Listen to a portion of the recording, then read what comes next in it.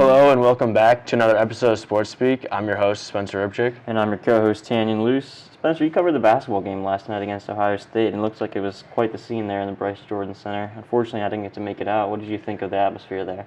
I thought it was probably like the biggest crowd that Penn State men's basketball has had all season. It was almost full. It wasn't completely full, but it was pretty close. And there were a lot of fans there, a lot of students, especially students that were not in favor of Jamari Wheeler last night, Penn State transfer. But I mean, I thought it was a really, really good atmosphere for one of the first Big Ten games Penn State has faced this season. Yeah, I did see some signage as well as some full body paint there against the former guard. But I mean, that's good for the team. I think this program needs that. Whether the result of the game ended up going the way it was, I remember freshman year there was for me at least, there was a court storming game against Maryland, and then it hasn't really had a similar atmosphere since then. So it sounds like Micah Shrewsbury is really kind of getting the culture back around the Penn State basketball program. But anyways, we'll be talking some men's basketball later on in the podcast. But first, we're going to start off with our favorite news, as we do every week. So Spencer, why don't you get us started off this week?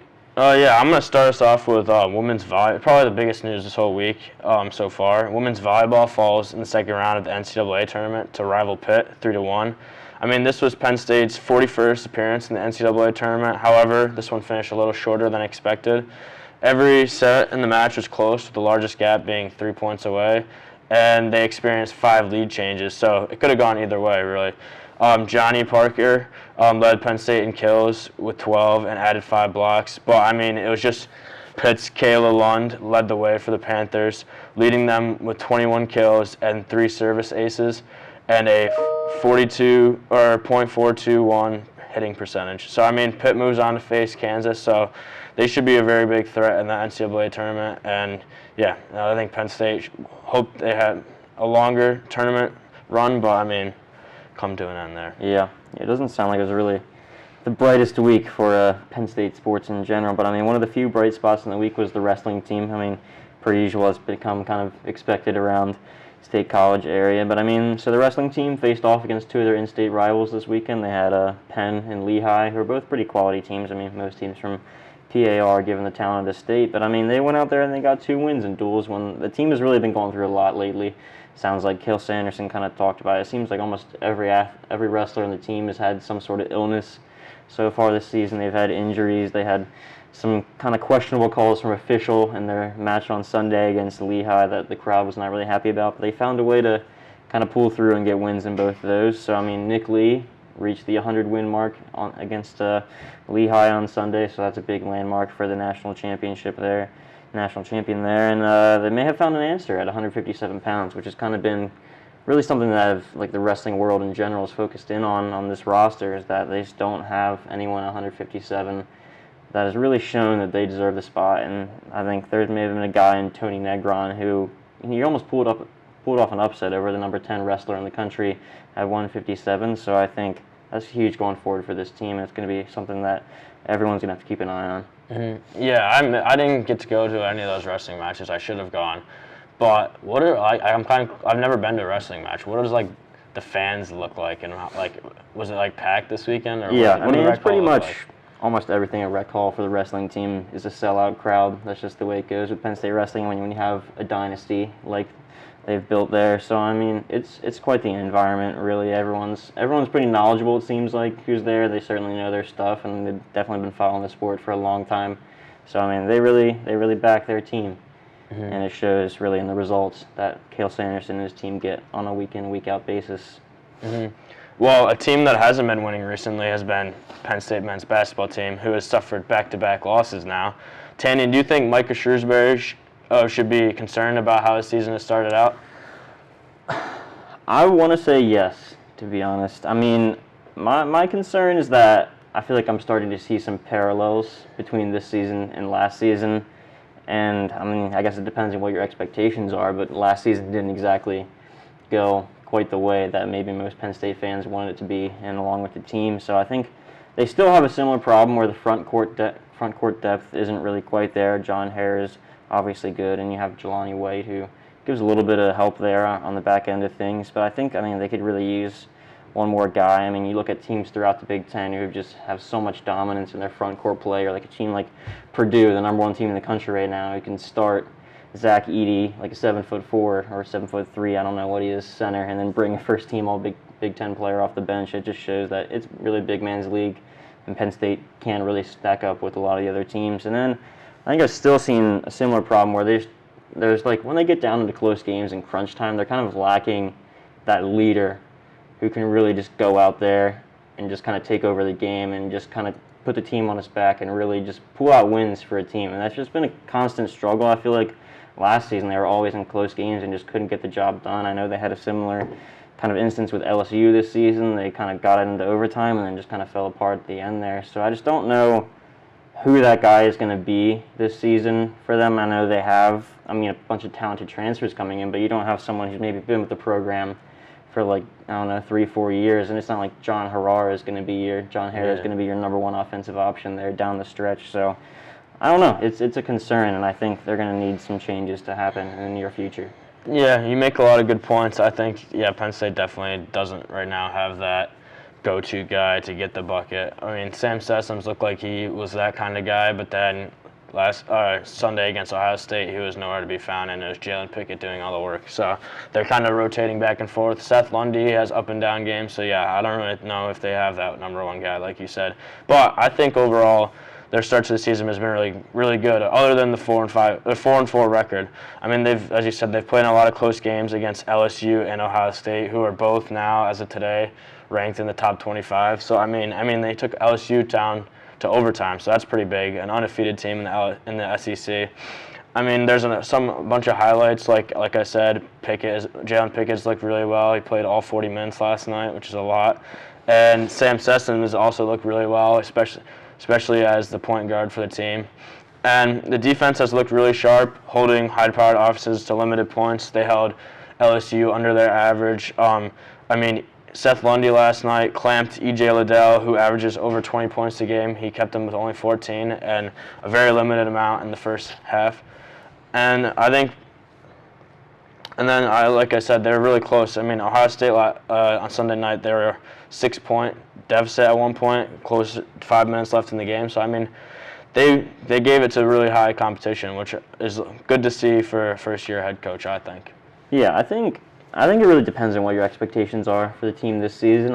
If you think that they can go out there and compete with ranked teams and beat ranked teams, then maybe it hasn't been quite the start. But if you thought that maybe Penn State was going to be bottom of the barrel, I think there's some hope for the future for this team. I just think that they need more consistency, like I talked about earlier. I think just the Big Ten is just too good for inconsistency or mediocrity on any level. Really, you have teams like Purdue, Michigan, Ohio State, Illinois, and then Indiana and Wisconsin both have kind of maybe had lower expectations to start the season, but have had great starts. Iowa still has a lot of guys back from last year's team that was really, really solid. And I don't know if Penn State has quite the talent to stack up with those teams on a night-in, night-out basis, but I just don't think that they can have the inconsistency or any sort of just kind of fluctuations in their team's play. If they want to beat those teams, they really need to go out there and put great games together. Yeah, I think in a couple of weeks they'll improve. Like you said, they're lacking at the big man position, and I think in a couple of days or a couple of weeks they'll get back Greg Lee, who's a big man that could fill in for Jelani and John. And another guy is Giovanni Scott, who's dealing with NCAA violations, which is all cleared now, but Coach Shrewsbury said that he's just not ready yet to play. So I think once they get those two guys back, they'll be really running with the big guys. And I think the guard play this season has been pretty good so far. So yeah. Yeah, definitely a team that Penn State fans are going to keep an eye on, kind of going down the stretch here. But, shoot, where are we at? We'll have to cut this, I guess. Okay. Oh, here we are. All right, so we're going to move on to one of the other teams that shares the BJC now with Penn State men's basketball and talk a little buy or sell about the Penn State women's basketball season so far. So I'm going to let Spencer start us off. I'm going to say buy or sell, Penn State women's basketball will finish in the top half of conference standings this season. Yeah, I'm selling this heavy because I think there's too many good teams in the Big Ten. We got Maryland, Indiana, Michigan. I mean, they play them at least. Some of them they play twice. I don't see them winning those games like on paper. I mean, Penn State faces off against Iowa too, who is hot. They're not ranked, but has looked really good so far with Caitlin Clark leading the way. She leads all the Big Ten in scoring. So yeah, I think she'll be a threat. Nebraska is another team that is playing well with no losses on the season, and also Northwestern has looked really good this season with Veronica Burton. Playing really well. I mean, there's just too many teams in the Big Ten, and I don't see them pulling out any of the wins against those teams.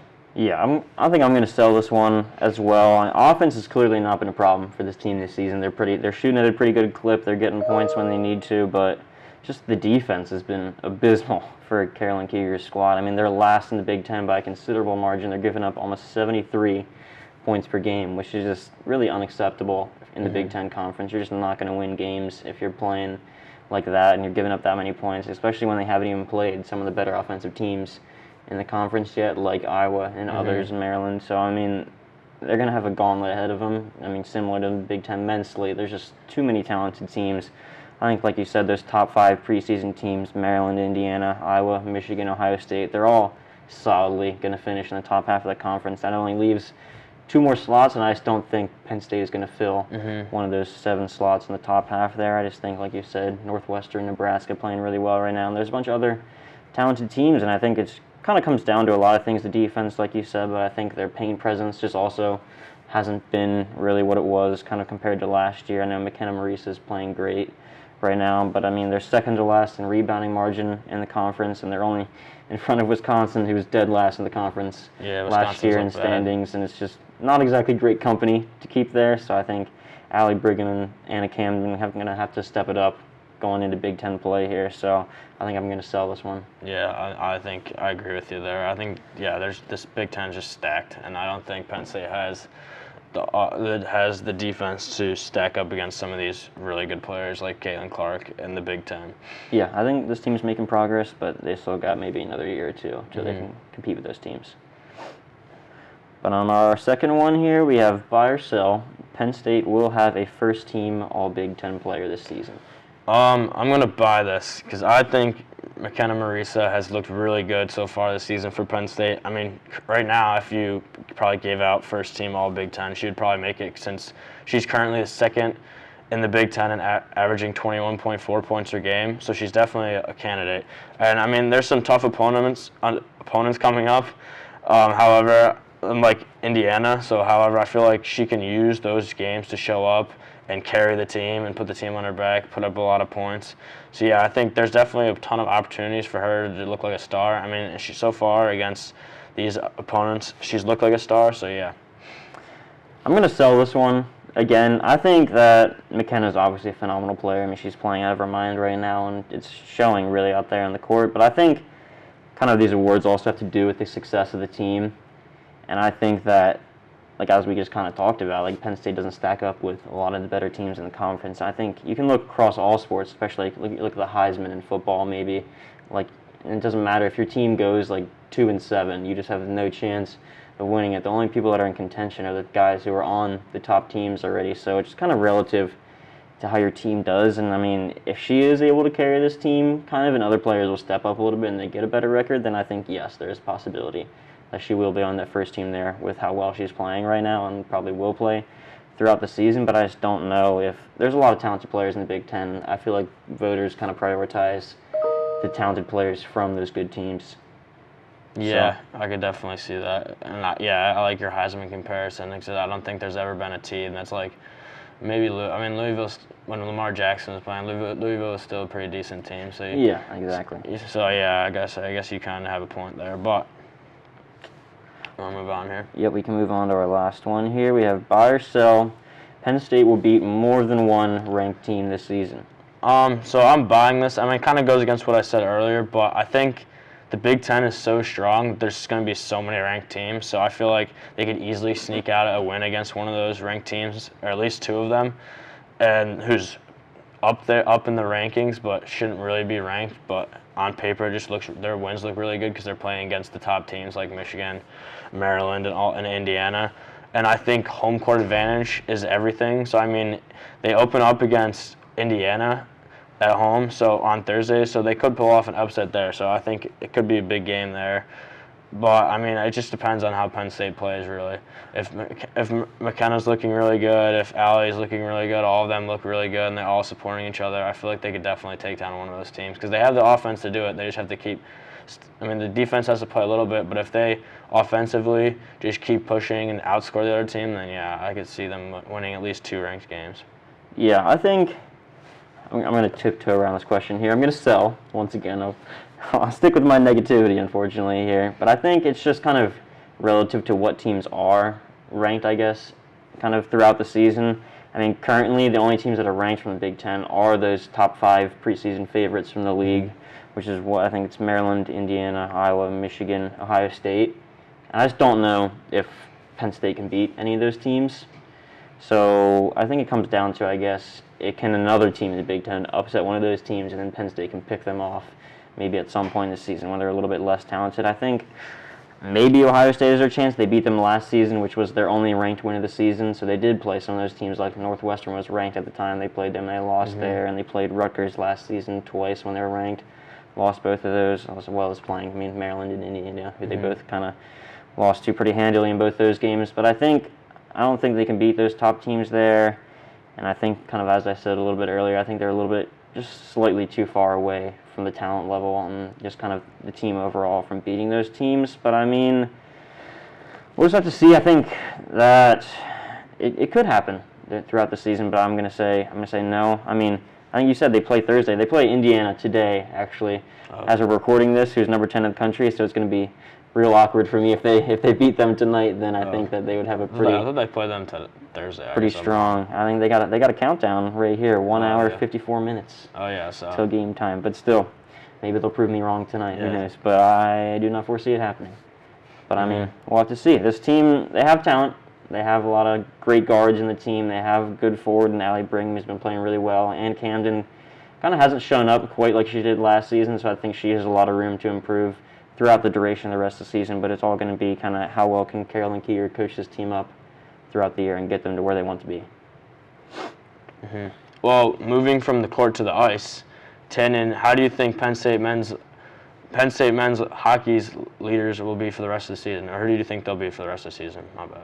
Yeah, I think I'm gonna break this up kind of statistically here, like who's gonna lead in each statistical category, I guess, for the team. And I think goals, I'm gonna go with Connor McEachran. He's played really well, and he's kind of the primary guy up top there. From a scoring standpoint, he's kind of their lead point guy. He just has a knack for finding the back of the net, really. And I think it's shown. He takes a lot of shots, and he puts a lot of those shots in when he takes them. He has a great percentage of getting the shots on goal and putting them in the back of the net, and he just gets a lot of opportunities.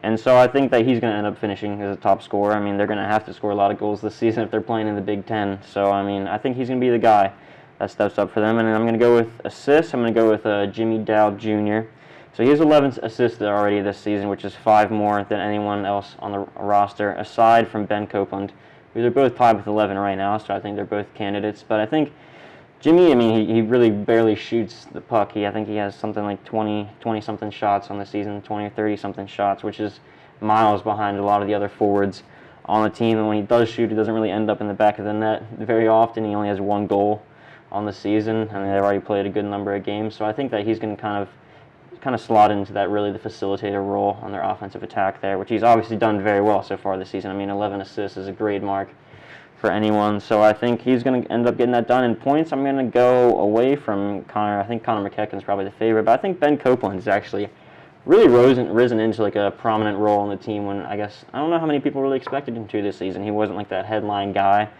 on the team, so I think he's played 2 less games than Kevin Wall, who's ahead of him by 1 point, and he's level with McEachran in points, who's also played 2 more games than him. And I think it's just he has 11 assists, like I said, but I think the goals are going to start to pour in for him. He has 4 already, and I think he just kind of needs to take some more shots and get more involved in the offense. And I think his talent has really, really shown out for Guy Godowski's squad this season.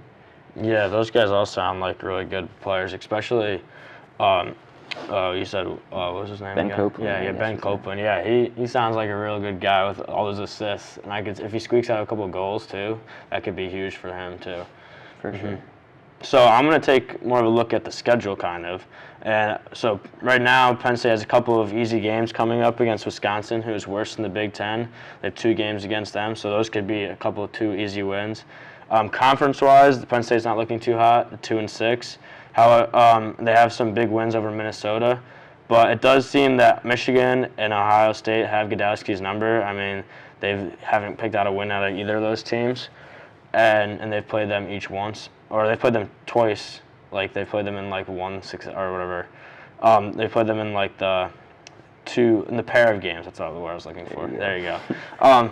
And then Penn State plays Ohio State and Michigan again. So I don't see them sneaking out a win against that. So that's pretty much that. And the Nittany Lions also play Notre Dame, who appears to be pretty good. So that too could be a challenge. Overall, I think it's an uphill battle for Guy Godowski's squad, with all those big name teams coming up and them having to play Michigan and Ohio State again. So yeah, I think it'll be tough for them. Yeah, I think I have some faith in the team kind of overall and their standing in the conference. I think that they have those kind of big-time wins that really show that they have the talent to get it done over Minnesota and North Dakota, who are both really, really talented teams and comparative to the rest of college hockey. And I think the potential's there. I think they really should have swept Michigan State in their most recent series with them. I think they really were the better team, and they just kind of had an unlucky second game there of that series, and I think they should have won. I think Michigan is just too good, and that's kind of, I guess I want to say, like, drug down their record in the early part of the season. They had to play them twice there, so I think they'll start to climb, I think, a little bit going into the second half of the season here. And I think the team just needs a little bit of time to put things together. I think they have, I guess, a lot more depth kind of comparative to teams that they've had in like the last year or two, and I think they got a number of guys who are really contributing on both sides, on the offensive and defensive side, and I think they're talented, and I think that they're going to start to surprise some people out there and surprise some coaching staffs around the Big Ten with what this team can really do when they start to put things together. Yeah, I just feel like there's too many good teams in the Big Ten for them to compete. Like, I mean, like you said, like I said too, Michigan and Ohio State, they had to play them both again two times. So I mean, right there, that could be 4 losses right there, putting them at 2-10. So then they got to play Notre Dame 4 times. So they're also a good team who has a better conference record than them. And they split a series, like you said, against Michigan State, which they probably should have swept, like you said, as well. So yeah, I mean, they do have Wisconsin coming up. If they lose those games, I think they should call the season a wrap, because at that point, I don't know, there's not much going uphill from that. But yeah, I think they have a tough schedule coming up, and I think it'll definitely show with their record. And if they with a tough schedule, I mean, they have a lot of games that if they win, that skyrockets them to the top. So yeah, I think it should be an interesting rest of the season for Penn State. I think this is really an opportunity where Penn State fans can actually make a difference out there with this team. I think when they have, I guess, Ohio State at home at Pagula, then that's going to really, they had to play them away in Ohio, and they got swept in that series. But I think if they can return their favor on their home ice, that could be a big difference in the swing for the conference standings there. So I think kind of depends on what kind of energy they can get and what kind of motivation they get from that. They can play through the energy of the crowd that they're going to get at Pagula, which is obviously one of the best environments in college hockey. So I think, yeah, it's going to be something to keep an eye on. There's a lot of interesting kind of teams this season, the winter slate of sports for Penn State. But yeah, that's all we have for this episode of Sports Speak. We'll be back next week for another episode. If you want to get more sports content for the Collegian or news of any kind, feel free to visit the Collegian website.